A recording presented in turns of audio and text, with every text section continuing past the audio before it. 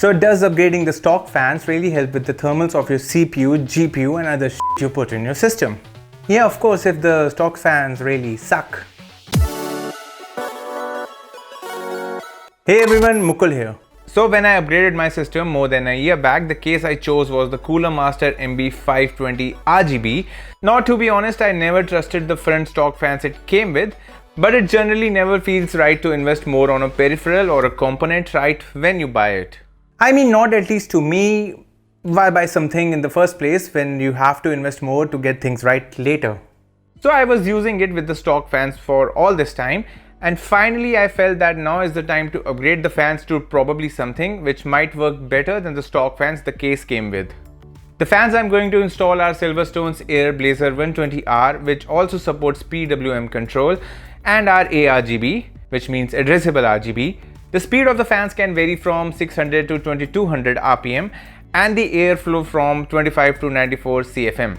The fans on the Silverstone are built with good quality plastic. The fins are a little flexible though, and the rubber paddings are there on each corner to reduce the vibration noise or any sort of noise they can make at the corners. So to install the new fans in, I had to remove the older fans from the case, and the bottommost case fan has these snappy screws which are flexible plastic. Let me know what you call them. Because someone at Cooler Master definitely knew that it would be hard for people to tighten the screws as there's hardly any space for a hand in there. And then space for a screwdriver and a hand which is screwing the screws inside the space. And that's what all of them said. The 5 volts ARGB connector will go in the 5 volts header of the motherboard, and if you can't use that too, then just throw these fans out. Or just use them without any lighting over them, as you clearly didn't see this video before buying. The PWM 4-pin connectors might need a splitter though if you need PWM controls by connecting them on the motherboard. But if you don't care about that, connect them directly to your PSU to always have them run at full speeds.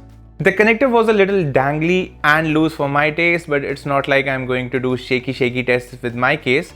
But still, a good fit is a good fit, and this wasn't a good fit at all. Now I wonder who would say something like that in a video which is about the case fans. I'm going to leave the RGB and stuff to default mode because I really don't have the time to stare at it day and night. But yeah, they look nice and are ample bright even inside the dark glass of the case I'm using. But in case you are like me who also has an Asus motherboard, make sure to play a little in the Armoury Crate software. But I gotta tell you and be super aware that playing with these addressable header settings might just F everything up. Because it sure did mess up things for me, and no matter what I did, either all the fans' color were turned off or they were stuck on a single color. And even after uninstalling and reinstalling, the software didn't fix it, and neither did resetting the BIOS. I mean, stupid frigging RGB. So I did a test run with both the stock fans and the new fans in a closed case and ran both the Cinebench R23 test with Firmark stress test at 1440p at the same time, just to make sure I heat up all the possible components together inside the case. And holy frigging balls, footballs, the improvement was drastic.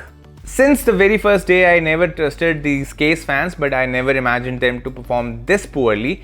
I mean, the stock fans just worked, so I didn't think of investing more and swapping the brand new set of fans which came pre-installed inside the case.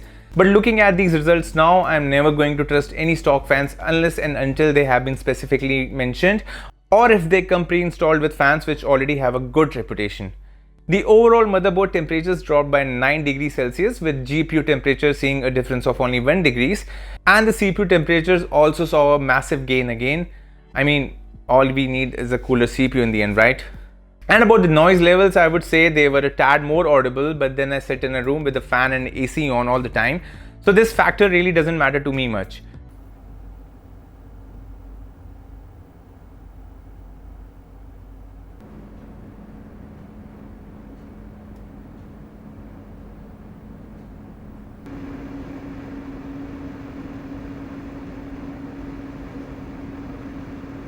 So yeah, overall the set of fans are pretty fine, especially for the price they come at.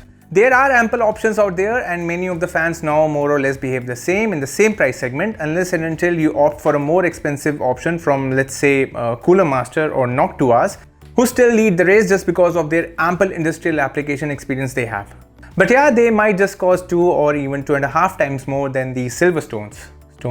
So yeah, this is about it. I will post the affiliate links to these fans in the description below. You can also buy from there if you liked my efforts on this video. And also, if this video helped you in any other way, do leave a like and sub with the bell.